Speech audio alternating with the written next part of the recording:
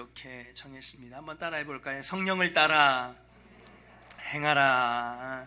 할렐루야. 성령을 따라 행하라. 성령을 쫓아 행하라. 예전 성경은 쫓아라고 되어 있고요. 우리 개역개정에는 성령을 따라 행하라 라고 오늘 우리에게 주시는 말씀입니다. 아일랜드 북지방에 가면 봄철에 새들이 나라와 둥지를 칩니다. 왜냐하면 남쪽 나라는 여름에 너무 뜨겁기 때문에 여러분 일반적인 새들이 살기 어려워서 선선하고 따뜻한 북쪽 지방에 가서 이 새들이 둥지를 치고 거기서 새끼를 낳고 살게 됩니다.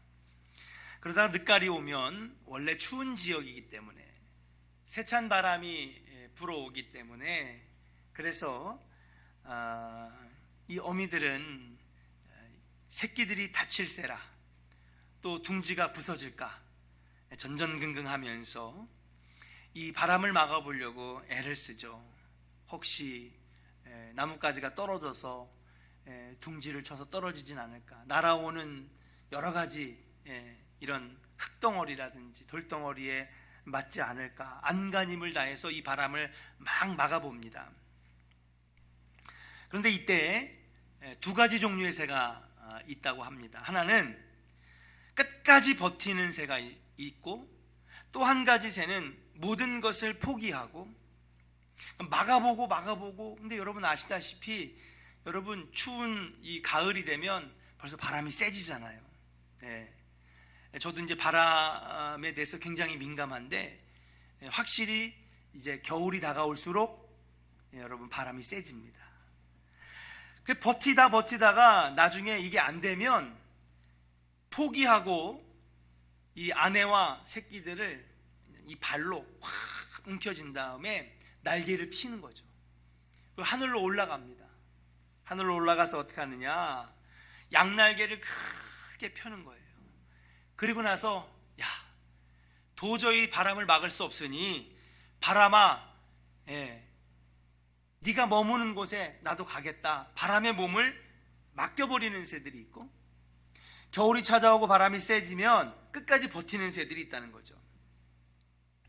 그렇게 바람이 부는 대로 날아가는 그 새들은요, 한참을 날아가다가 그러니까는 여러분 바람을 타면요 새들은요 한참 날 수 있거든요. 그렇게 날아가다가 한참을 날아가다가 딱 떨어져서 보면 어디에 와 있을까요? 따뜻한 남쪽 나라. 하울링 생겨요. 따뜻한 남쪽 나라. 여러분 여기는요 겨울이 와도 여러분 눈이 올까요? 바람이 불까요? 아니죠. 여러분 이런 것을 우리가 철새라고 하는데 한참을 날아가다가 딱 내려서 주위를 둘러보니까 푸른 숲이 있고요, 잔디가 있고요, 보니까는요 따뜻하고요, 센 바람이 불지 않는 곳에 탁 내리는 거죠. 아내와 새끼들도 함께 바람을 타고 온 것을 발견하게 됩니다. 그런데 산등성이에서 바람을 거스리며 버티던 새들은 자기 힘과 꾀를 써서 싸워보지만은 결국 시간이 지나고 겨울이 다가오면 어떻게 될까요? 추위 속에서 얼어 죽고 만다는 것입니다. 오늘 본문 16절에 하나님께서 우리에게 이렇게 말씀하십니다. 한번 따라해 볼까요? 너희는 성령을 따라 행하라.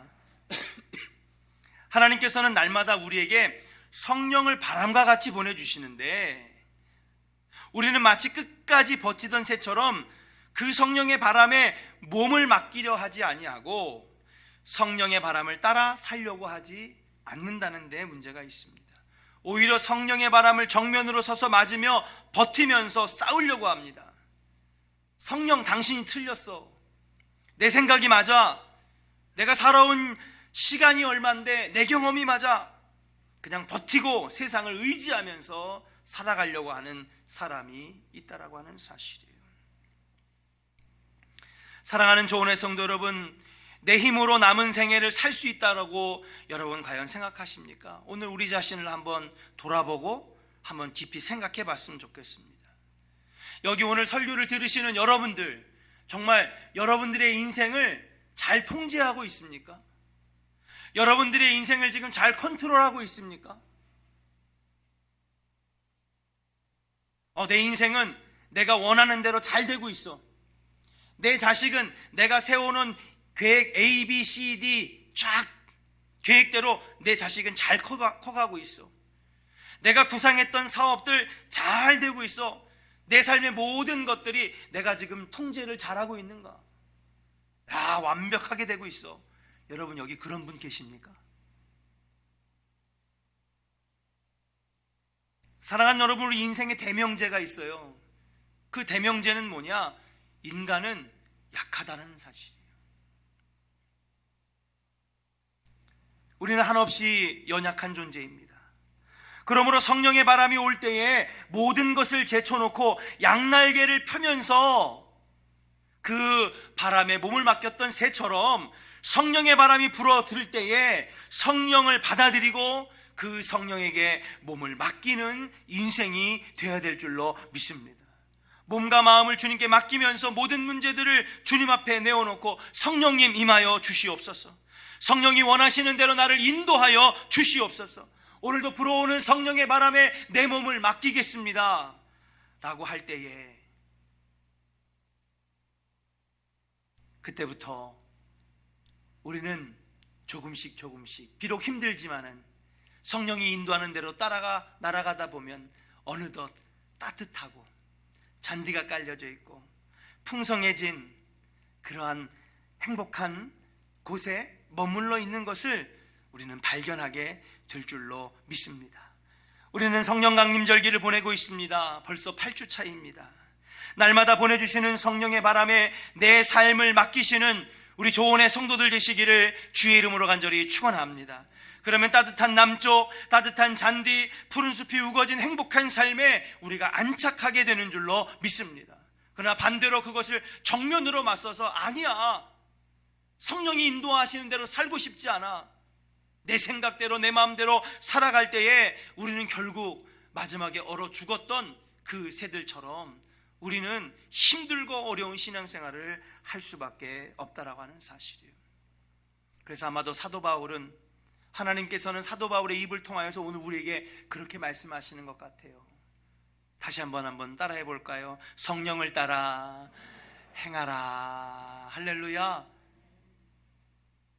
성령이 인도하시는 대로, 성령이 이끄시는 대로 성령의 바람에 몸을 맡겨서 살아갈 때에 우리 신앙생활이 바로 설 수 있다라고 하는 사실인 줄로 믿습니다.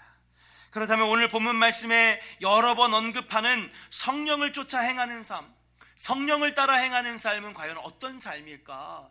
우리 조금 더 깊게 들어가서 오늘 본문 말씀을 통하여 우리 한번 세 가지로 알아보도록 하겠습니다. 첫 번째, 성령을 따라 행하는 삶은 어떤 삶이냐? 한번 같이 따라해 보겠습니다. 성령의 인도를 받는 삶입니다. 할렐루야. 성령의 인도를 받는 삶이라는 거예요. 오늘 본문 18절 말씀 이렇게 말씀하고 계십니다. 한번 같이 읽겠습니다. 시작. 너희가 만일 성령의 인도하시는 바가 되면 율법 아래에 있지 아니하리라. 할렐루야. 너희가 만일 성령이 인도하시는 바가 되면, 그러니까는 아까 말했던 것처럼 성령이 인도해 주시는 삶에 따라서 살게 되면, 성령의 인도하심을 따라 살아가게 되면 이라고 말씀하고 계세요. 성령을 따라 사는 삶이죠. 근데 그 뒤에 나오는 말씀이 우리에게 큰 의미를 줍니다. 성령의 인도하시는 바가 되면 뭐라고 하느냐? 율법 아래에 있지 아니하리라 라고 그렇게 설명하고 있어요. 언뜻 보면 이해하기 힘든 말씀입니다. 그런데 여러분, 로마서 강해를 들으셨던 분들은 아마 잘 아실 거예요.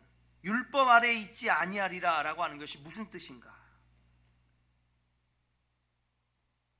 이 말씀은 무엇이냐? 성령의 인도하심을 받는 삶은 더 이상 죄악의 고통과 유혹에서 벗어나 율법의 정죄함을 받지 아니하는 인생이 된다는 거예요. 자, 그럼 한번 집중해 보세요. 율법이 뭐냐? 여러분, 율법은요, 법전이에요. 법전은 무엇입니까? 법은요, 당신의 잘못을 찝어내는 책입니다. 너는 사기쳤으니까 사기죄. 예. 너는 간음했으니까 간음죄. 너는 도적질 했으니까 도적. 법전을 통하여서 한 사람 한 사람의 죄를 끄집어내고 드러내는 게 그게 법전입니다. 율법은 법전입니다. 그러면 율법에 비춰서 여러분들은 하나하나 율법책을 펴는, 여러분 앞에 율법책을 딱 펴는 순간에 여러분 다 뭐가 되는 거예요? 우리는 죄인이에요. 한두 개가 아닙니다. 수십 가지 수백 가지가 쏟아지는 거예요. 그래서 율법 아래에 놓여져 있던 구약의 백성들은 큰 죄책감과 정죄함으로 살았어요.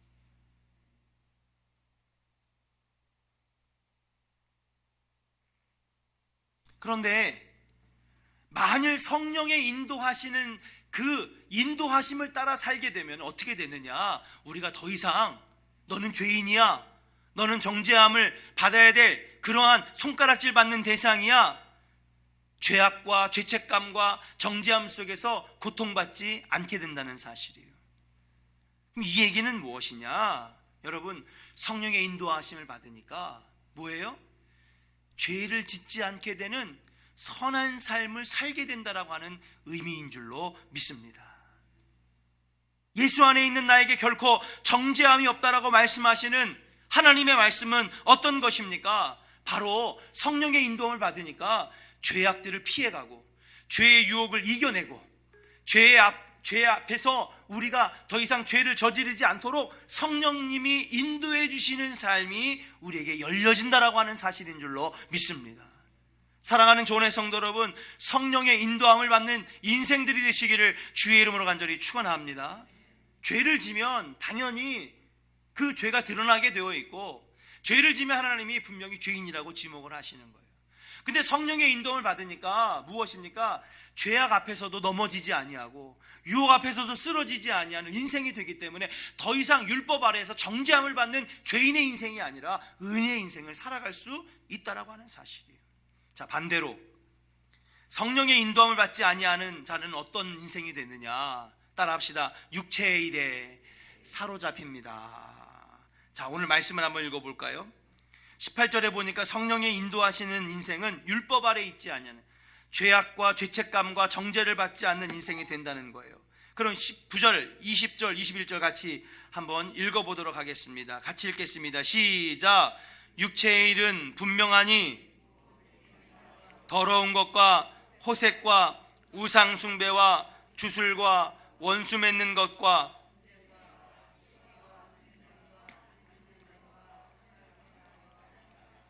투기와 술 취함과 방탕함과 또 그와 같은 것들이라. 할렐루야. 지금 여러분들이 읽은 것들이 무엇이냐? 바로 육체의 일이라는 거예요. 그러니까 여러분, 우리가 정신 차렸다고 해서 마음의 결단을 했다고 해서 여러분 이걸 안 짓는 것이 아니라 성령의 인도함을 받지 아니하면 누구나 육체의 일에 사로잡히게 되어 있다라고 하는 사실이에요.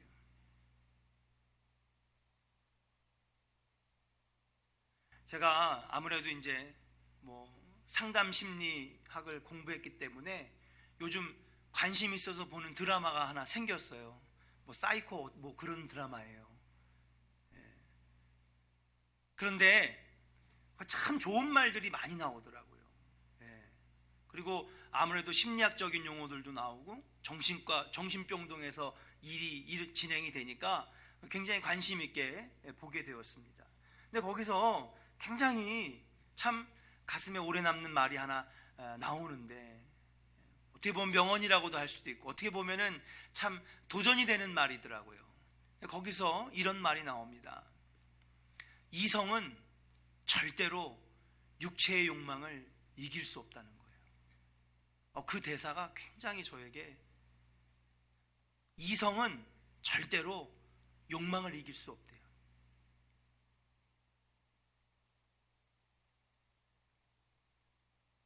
언급하게 돼서 참 안타깝지만 박원순 서울시장 의혹을 지금 찾아내고 있지만은 여러분, 그가 얼마나 훌륭한 이성을 가진 사람입니까? 정말 훌륭한 일들을 많이 했더라고요. 그래서 그의 이성과 그의 생각이 참 숭고하고 참 위대했습니다. 근데 그조차도 결국 어떻게 됐어요? 육체의 욕망을 이기지 못했던 거예요. 그만큼 육신의 일, 육체의 욕망, 육신의 정욕은 이성보다 강하고요, 늘 우리를 죄악 가운데로 인도하는 정말 치명적인 바이러스와 같다라고 말씀드릴 수 있어요. 결단했다고 되는 게 아니에요. 마음먹었다고 되는 게 아니에요. 왜요? 이성은 절대로 육체의 욕망을 이길 수가 없으니까요. 그리고 그런 육체의 일은 오늘 말씀하십니다. 음행과 더러운 것과 호색과 우상숭배, 원수, 분쟁, 시기, 분노하고 투기하고 술 취하고 방탕하고, 마음먹었다고 끊어져요? 마음먹었다고 잘라집니까? 결국 우리는요, 율법 아래에서 주님이 만들어 놓으신 이 법전을 펴는 순간에 우리는 수십 가지 수백 가지의 죄인이 되는 것이고, 결국 하나님 나라를 유업으로 받지 못하는 여러분 저주의 백성이 될 수밖에 없다라고 하는 사실이에요. 근데 오늘 주님이 말씀하십니다. 뭐라고 말씀하시느냐 한번 따라할까요? 성령의 인도함을 받는 자는, 할렐루야, 더 이상 율법 아래 정죄를 받는 죄인이 아니라 그 죄의 유혹도 이길 수 있고, 죄 앞에서도 우리가 무너지지 아니하고 쓰러지지 아니하는 인생이 될 수 있다라고 하는 사실이에요. 사랑하는 조은의 성도 여러분, 성령에 사로잡히시기를 주의 이름으로 간절히 축원합니다. 성령의 인도함을 받는 인생 되시기를 주의 이름으로 간절히 축복합니다. 성령은요, 받아도 되고 안 받아도 되는 신앙생활의 옵션이 아니라, 사랑하는 여러분, 성령은 반드시 우리가 받아야 될 하나님의 축복이며 은혜인 줄로 믿습니다. 그 날마다 우리는요, 어떻게든지 성령 받으려고 애를 써야 되는 거예요.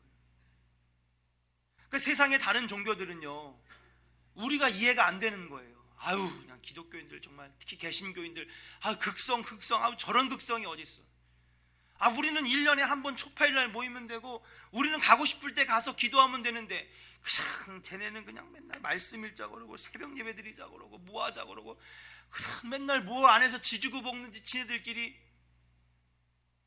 근데 우리는 알아요. 왜요? 그렇게 날마다 우리가 은혜 받으려고 노력하고, 성령 받으려고 노력하고, 성령이 내 안에서 사시려고 애를 써야지 우리가 육체의 일에 사로잡히지 않게 된다라고 하는 것을 우리 교회 다니는 사람들은 아는 줄로 믿습니다. 안 그러면요, 우리가 육체의 일에 사로잡히거든요. 더욱 비극적인 것은 예수를 믿는다고 하면서도 성령의 인도함을 받지 못하면 육체의 일에 사로잡히게 된다라고 하는 말이에요. 그럼 목사님 하시는 얘기는 지금 저 교회 밖에 있는 사람들 얘기하는 거죠? 천만의 말씀입니다. 교회를 20년, 30년, 모태신앙 50년 평생 교회를 다녔어도, 여러분 이 교회 안에서도 성령에 사로잡히지 않으면 누구나 육체의 일에 사로잡히게 되어 있어요. 저도 마찬가지입니다. 여러분, 훌륭했던 목사님들이 막 무너지는 모습 많이 보이잖아요. 그렇게 훌륭한 목사님이 한순간에 무너지는 이유가 뭘까? 성령이 떠나가시니까 결국 그 성령이 떠나간 자리에 육체의 정욕이 들어올 수밖에 없다고 하는 사실이에요. 남의 얘기가 아니라 우리의 얘기입니다. 교회를 안 다니는 사람의 얘기가 아니라 바로 우리의 얘기인 줄로 믿습니다. 그러므로 사랑하는 여러분, 날마다 성령이 여러분 안에 사시기를 주의 이름으로 축복합니다. 그래서 여러분 기도하자고 하는 것이고, 어떻게든지 이 코로나 시대에도 우리가 카카오톡으로 말씀도 읽자고 하는 것이고, 가능하다면 여러분 바쁘고 피곤하고 힘들지만은 성서 강의에도 와서 좀 더 말씀에 깊게 들어가서 기도하자고 하는 것이고, 여러분 이거 안 하면요, 여러분 이 가운데 누가 제일 편할까요? 제가 제일 편해요. 제가 제일 편해요. 여러분 주일날 한 번만 딱 하면은 제가 제일 편해요. 그런데 여러분 그렇게 하자는 게 여러분들을 이해 못해서가 아니에요.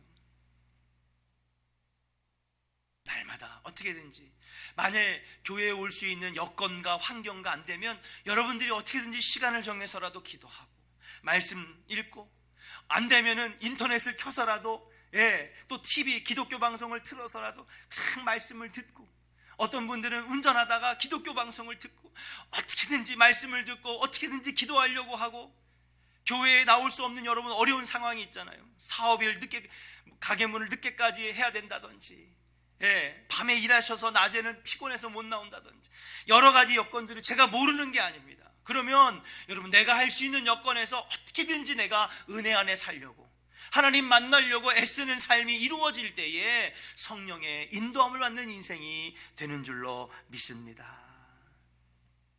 그리고 그런 자들은 21절에 이렇게 말씀하고 있어요. 한번 같이 읽어볼까요? 21절 마지막에 육체에 사로잡힌 자들은 어떻게 되느냐, 한번 제가 읽어보겠습니다. 하나님의 나라를 유업으로 받지 못할 것이다. 여러분, 성령의 인도함을 받아야 될 줄로 믿습니다. 안 그러면 자꾸 육체에 사로잡히고 육체의 정욕을 이기지 못해서 교회는 나오지만은, 예배는 드리지만은 여러분, 우리가 구원의 길을 온전히 걸어갈 수 없게 된다라고 하는 사실이에요. 성령의 바람이 불어올 때에 성령의 인도하심을 따라서 살아가시기를 주의 이름으로 축복합니다. 어떻게 보면 그것이 굉장히 나를 구속하는 것 같고 얽매이는 것 같지만, 여러분, 성령의 바람을 따라, 인도하심을 따라 살면 어느샌가 내 삶에 파란 잔디가 깔리고 따뜻한 바람이 불어오는 행복한 삶 속에 우리가 안착하게 된다라고 하는 사실이에요. 성령의 인도함을 받으시기를 주의 이름으로 간절히 축원합니다. 두 번째, 성령을 따라 살아가는 인생은 무엇이냐? 한번 따라할까요? 성령의 능력이 임하는 삶. 첫 번째는요, 성령의 인도함을 받아야 되고요. 두 번째는요, 성령의 능력을 받아야 돼요. 한번 바꿔보면 성령의 능력이 임하는 삶이 아니라 성령의 능력을 받는 삶이에요. 능력 받으시기를 주의 이름으로 축복합니다. 근데 누가 주시는 거냐? 성령이 주시는 거거든요. 세계적인 부흥사 D.L. 무디 목사님은 학교 교육이 굉장히 보잘것없었습니다. 그런데 초등학교도 제대로 못 나온 이 목사님은 여러분, 정말 역사의 길이 남을 정말 강력한 성령의 역사를 일으켰던 세계적인 부흥사셨습니다. 그가 세계적인 부흥 강사가 되기 이전에 목회라는 교회에서 한 번은 주일 설교를 마치고 내려가는데 악수하면서 이제 교제할 때에 한 성도가 그렇게 얘기를 하더래요. 목사님, 저는요 목사님을 위해서 날마다 기도합니다. 그러니까는 목사님께서 감사하기도 하고 해서 한번 물어봅니다. 그러면 저를 위해서 뭘 그렇게 기도하시는데요? 왜 저를 위해서 기도하십니까? 얘기했더니 이 성도님이 얘기합니다. 목사님 설교에 성령의 능력이 임하도록 저는 기도합니다. 할렐루야. 그 말이 이 목사님에게는 굉장히 도전이 됐던 것 같아요. 그때부터 목사님이 더욱 성령의 능력이 임하기를 간절히 기도했어요. 주여, 성령의 불 더 받아야 됩니다. 성령님 강력하게 나를 역사하시고 성령의 능력을 주셔서 입술에 권세를 주시고 우리 영이 뜨거워지는 그러한 성령 충만을 내게 허락해달라고 막 기도하는데, 그러던 가운데 어느 날 거리를 그냥 무심하게 걷다가 갑자기 성령이 내 안에서 막 역사하시려고 하는 그런 영감이 생긴 거예요. 다짜고짜 가장 가까이 사는 친구네 집에 들어가 가지고 얘기합니다. 뭐라고 얘기하느냐? 내가 지금 기도하지 않으면 안 될 것 같다고. 나를 위해서 방 하나, 작은 방이라도 좋으니까 골방이라도 하나 좀 내주면 안 되겠냐고. 친구인데 그게 어렵냐고 방을 내줬는데요, 그냥 밤이 새도록 그 친구네 집에서 골방에 들어가 열심히 기도하는데 그날 밤에 강력한 성령이 임하게 되었는 줄로 믿습니다. 그전에는요 평범하게 목회했던 이 목사님이 이제는요 성령의 능력을 강하게 받은 다음에 그때부터 나가는 것마다 능력이 나타나기 시작하고 많은 사람들이 회심하면서 여러분 위대한 부흥 강사가 되었어요. 역사의 길이 남을 위대한 부흥사가 되었습니다. 그리고 성령 충만한 무디 목사님의 설교를 들은 수많은 사람들이 죽게 돌아오는, 말 그대로 미국의 제1의 부흥 시대를 연 목사님이 되었다라고 하는 사실이에요. 미국 그 기독교 역사를 보면요 몇 번의 성령 부흥 시기가 있습니다. 우리도 그런 게 있잖아요. 1907년 평양 대부흥 운동, 그렇잖아요. 그리고 난 다음에 또 우리가 1970년에 여러분 빌리그레암 목사님과 함께 여의도에서 100만 명 집회 열면서 한국교회가 막 엄청나게 불길같이 일어났잖아요. 그런 것처럼 미국도요 1차, 2차, 3차 이렇게 큰 부흥의 불길이 있었는데 그 첫 번째 부흥의 불길을 일으킨 분이 에드워즈 목사님이라고 여러분, 하버드의 초대 총장이었던 이 목사님 부흥 강사였어요. 지금은 차갑고 차가운 학교가 하버드가 되었지만은 하버드는요, 여러분, 뜨거운 부흥 강사님이 세운 학교였어요.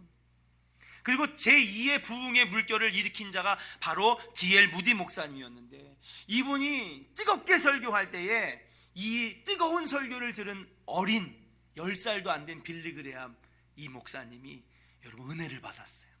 그리고 이 빌리 그레함 목사님이 나도 D.L. 무디 목사님처럼 능력의 강사가 되게 하여 주시옵소서.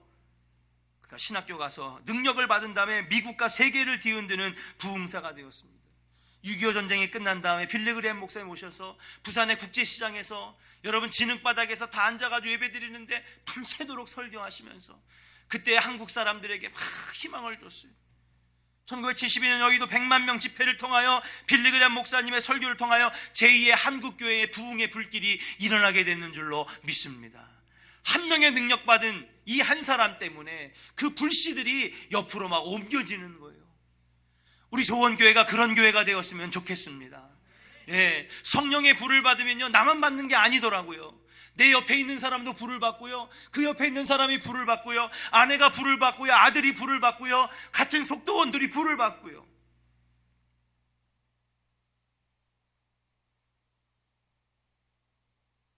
능력받지 않고서는요, 여러분, 이 마지막 종말의 때에, 이 코로나 시대에 우리 신앙을 유지하기가 너무 힘든 거예요. 하나님께서 성령을 보내신 이유, 예수님께서 하늘로 올라가시면서 보혜사를 주실 것이라고 하신 그 이유는 무엇입니까? 우리가 성령의 능력을 힘입어서 그냥 맨정신으로 신앙생활하면 여러분 우리가 분명히 질 게 뻔하기 때문에, 육체의 일에 사로잡힐 것이 뻔하기 때문에 오늘도 또 지고 내일도 또 지고 육체의 정욕에 또 쓰러지고 그럴 걸 알기 때문에 하나님은 우리에게 성령을 보내주시고 성령의 능력을 허락해 주시는 줄로 믿습니다. 신앙생활에 성공적인 삶을 살기 위해서는 여러분 능력을 받아야 되는데, 능력을 받으면 여러분 어떻게 됩니까? 여러분 땅끝까지 이르러 뭐가 된다고요? 증인이 되리라 그랬어요. 신앙생활 우리 힘으로 하지 않기를 주의 이름으로 간절히 축원합니다. 잘 될 것 같은데 문제가 생겨요. 잘하고 있는 것 같은데 신앙생활에 진전이 없습니다. 잘 되는 것 같은데 자꾸 꼬꾸라지고 넘어지고 괴로운 일들이 생겨요. 왜 그럴까요? 내가 하려고 하니까, 내 힘으로만 하려고 하니까 마치 바람이 불어도 끝까지 난 할 수 있어, 버틸 수 있어, 난 이길 수 있어, 이까짓 거 버티다가 결국은 꼬꾸라져 죽는, 얼어 죽는 그 새가 될 수밖에 없다는 사실이에요. 내 힘으로 하지 않기를 원합니다. 주님의 능력으로 하시기를 주의 이름으로 축복합니다. 성령의 능력 받으시기를 주의 이름으로 축복합니다. 그래야 승리하는 신앙생활을 살 수 있다라고 하는 사실이에요. 마지막 세 번째입니다. 한번 따라 할까요? 성령의 열매가 맺히는 삶. 할렐루야. 성령을 따라 행하라고 오늘 말씀하셨거든요. 성령의 바람이 불어올 때에, 성령의 불길이 일어날 때 거기에 몸을 맡기는 인생은 어떤 인생이냐? 성령의 인도함을 받는 인생이래요. 성령의 능력을 받아, 능력받아 신앙생활하는 삶이래요. 마지막은 무엇입니까? 성령의 열매가 맺혀진다라고 하는 사실이에요.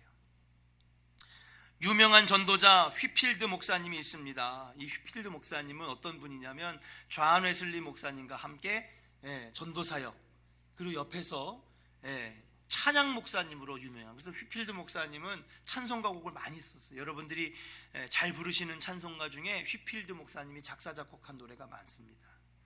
근데 이분이 목회하시는 그 교회에 어떤 사람이 질문을 합니다. 어떤 성도가, 목사님, 저기 있는 분, 저분 참 신앙생활 잘하는 것 같지 않습니까? 참 저분은 진짜 크리스찬 같아요. 그러니까 목사님이 이게 살짝 웃으시면서 저는 잘 모르겠습니다. 그러니까 깜짝 놀란 거죠. 당연히 잘하시죠. 저분 잘합니다. 이렇게 목사님 얘기할 줄 알았는데 저는 잘 모르겠습니다. 그러니까 왜요? 그랬더니 아직 그 부인과 얘기를 나눠보지 않아가지고 저는 잘 모르겠습니다. 이렇게 얘기를 하더라는 거예요. 이게 무슨 얘기일까요? 교회에서는 얼마든지 거룩한 척 할 수 있다는 거죠. 얼마든지 교회에서는 신신한 척 할 수 있다는 거죠.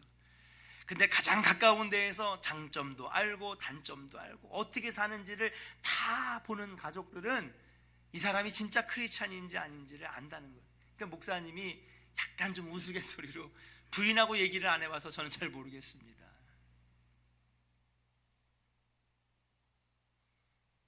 그의 말에는 깊은 진리가 숨어 있는 것이 아닐까 생각합니다.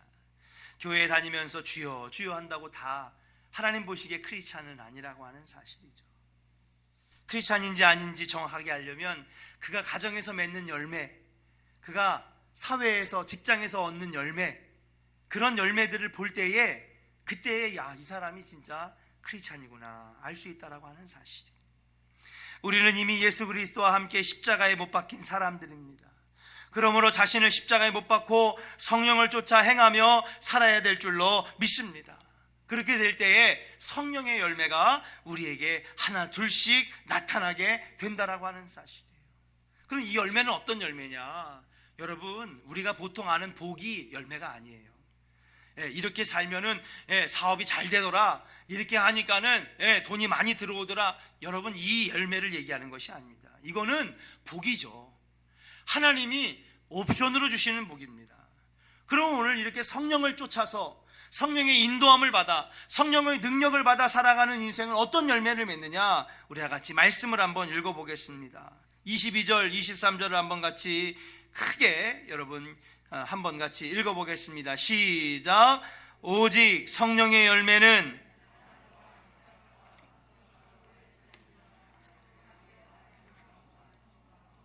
온유와 절제니 이 같은 것을 금지할 법이 없느니라. 아멘. 사랑하는 여러분, 성경에서 말하는 열매는 바로 이런 것들인 줄로 믿습니다. 세상 사람들이 우리 교회를 보면서 안타까워하고 실망했던 부분이 뭐냐면 예수를 믿는다고 얘기하는데 사랑이 없고, 예수를 믿는다고 하는데 세상 사람들보다 더 오래 참지 못하고, 예수를 믿는다고 하지만 세상 사람들보다 더 자비가 없는 그러한 모습으로 인하여서 우리들이 세상 사람들에게 좀 더 본이 되지 못하는 삶을, 그런 모습들을 보여온 것이 아니겠는가. 근데 여러분, 사랑한다고 해서 사랑하겠다고 마음먹은다고 여러분 사랑할 수 있습니까? 오래 참는다고 여러분 생각을 해보면 금방 그냥 내 마음을 뒤흔들어 놓고 분노하게 만들고 화나게 만드는 일들이 또 일어나게 돼요. 충성하려고 이제 목사님 저 교회 열심히 낼 거예요, 충성할 거예요. 근데 안 보여요. 알고 봤더니 또 사건 하나 터졌네. 여러분, 안 돼요. 될 것 같은데 안 돼요. 왜요? 이런 것들은요, 성령의 인도함을 받을 때에 나타나는 열매라고 우리에게 가르쳐주고 있는 줄로 믿습니다. 손양한 목사님이 아들을 죽인 원수를 용서하고 양자를 삼을 수 있었던 이 사랑의 열매, 성령의 역사가 있을 때 가능한 것이죠. 주기철 목사님이 못이 박힌 판자위를 걸어가며 순교를 당한 것은 여러분 충성의 열매가 있었기 때문에, 성령의 인도하심이 있었기 때문에 가능했는 줄로 믿습니다. 욥이 가족과 자녀들을 다 잃고 시험을 받을 때까지 끝까지 참고 하나님을 믿는 그 믿음을 지킬 수 있었던 오래 참음의 열매는 그가 성령의 사람이었기 때문인 줄로 믿습니다. 오늘도 여러분들의 마음을 소용돌이치게 하고 낙심하게 하고 넘어지게 만들어서 신앙생활을 못하게 하는 수많은 유혹들, 거기 앞에 날마다 우리가 넘어지고 쓰러지고 낙심하게 되는데, 그때마다 우리가 구하고 쫓아야 될 것, 우리가 따라야 될 것은 바로 성령의 역사하심인 줄로 믿습니다.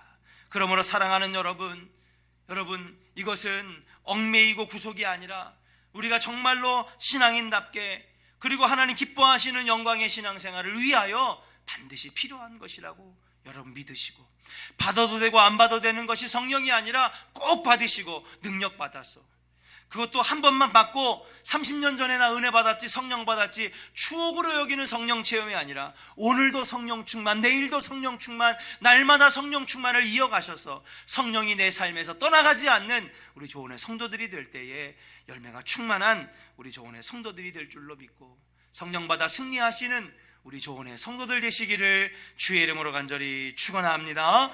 우리 성령이 오셨네 함께 찬양하고 우리 기도하려고 합니다. 우리 결단의 기도하기 전에